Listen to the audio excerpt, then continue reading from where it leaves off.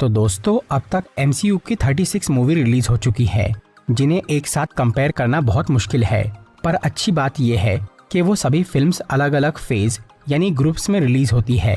इसीलिए हमने उनकी सेपरेट वीडियोस बनाकर MCU के 4 फेज की मूवीज को रैंक किया था। आप चाहे तो वो वीडियोस देख सकते हैं। और क्योंकि अब फेज 5 भी खत्म हो गया है, इसलिए आज मैं इसकी सभी फिल्म्स की रैंकिंग करूंगा, जहां हम बात करेंगे उन मूवीज की कमियों और खूबियों की और जानेंगे कि फेज 5 की बेस्ट फिल्म कौन सी है। तो आइए देखते हैं।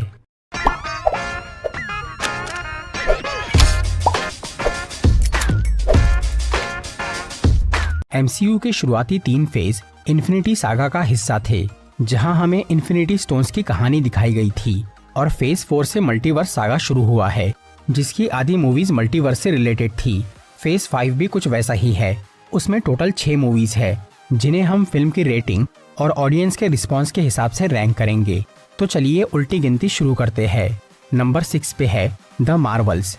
इस फिल्म में 3 सुपर हीरोइंस की पावर्स आपस में जुड़ जाती है और वो मिलकर एक नई दुश्मन का सामना करती है।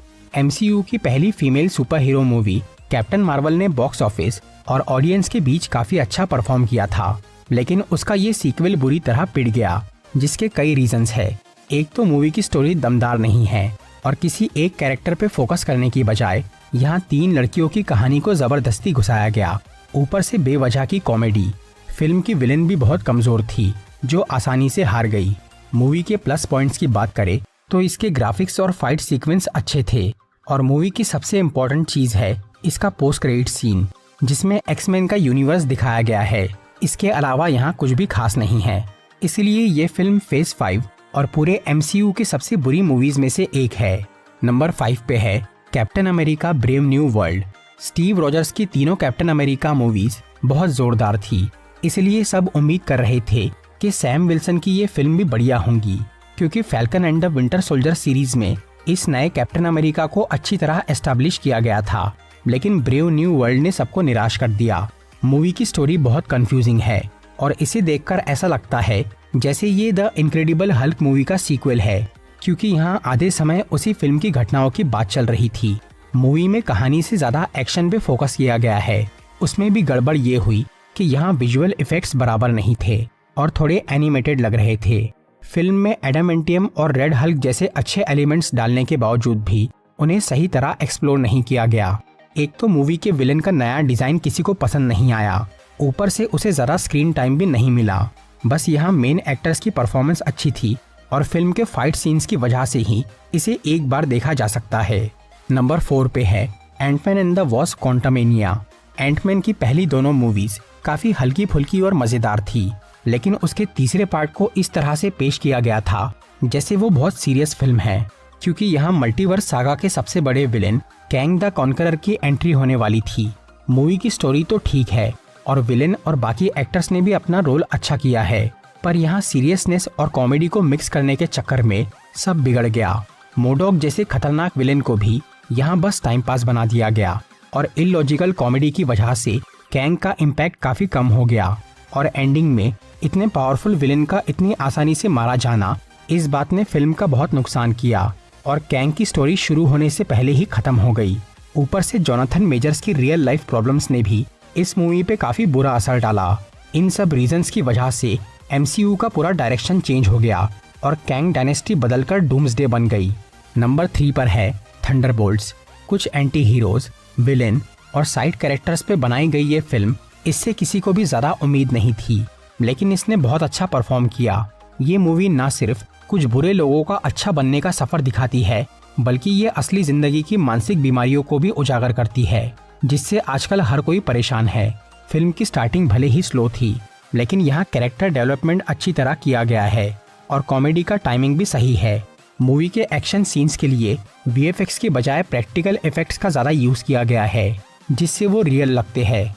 इस फिल्म का सबसे बड़ा हाईलाइट है सेंट्री। कॉमिक्स के इतने पावरफुल हीरो को मूवी में उतारना काफ़ी मुश्किल था, लेकिन उसे यहाँ सही तरह से हैंडल किया गया है, जिससे वो फ्यूचर मूवीज में भी काम आएगा।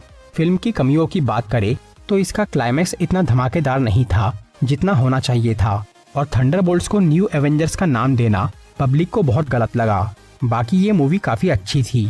नंबर 2 पर है डेडपुल एंड वुल्वरीन। ऑडियंस कई साल से जिन दो कैरेक्टर्स को साथ में देखना चाह रही थी, उन्हें मिलाने में मार्वल स्टूडियोज को बहुत स्ट्रगल करना पड़ा।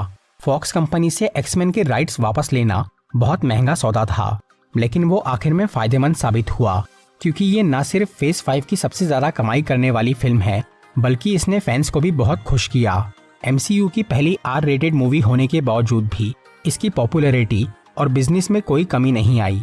वुल्वरीन का स्वैग और कॉमिक एक्यूरेट सूट, डेडपुल के जोक्स और फोर्थ वॉल ब्रेकिंग और इन दोनों की धांसू जोड़ी, ये सब देखने लायक है।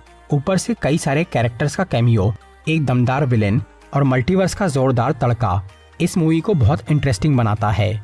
फिल्म की कमियों की बात करें तो यहाँ स्टोरी से ज्यादा फैन सर्विस पे फोकस किया गया है, जो कि बीच बीच में थोड़ा ओवर लगता है।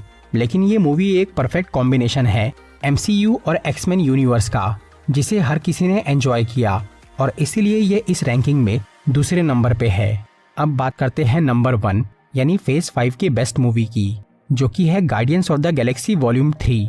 कॉमिक्स के कुछ अजीब कैरेक्टर्स के ऊपर फिल्म बनाना बहुत ही रिस्की काम था, लेकिन डायरेक्टर जेम्स गन ने इस मूवी के सिर्फ 1-2 नहीं बल्कि तीनों ही पार्ट्स को सुपरहिट बना दिया।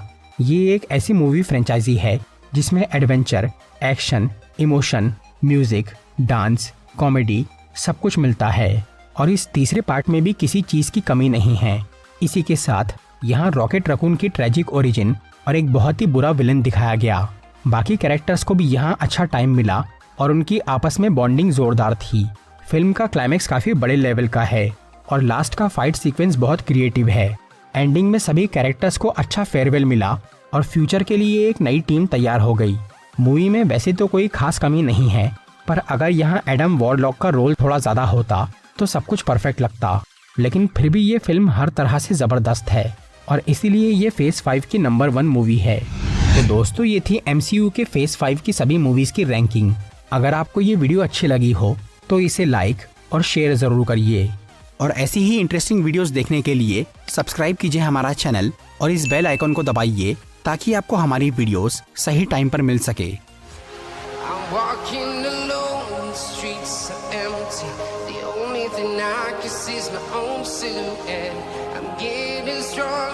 Step by step, the clock is ticking, but there's no time for me.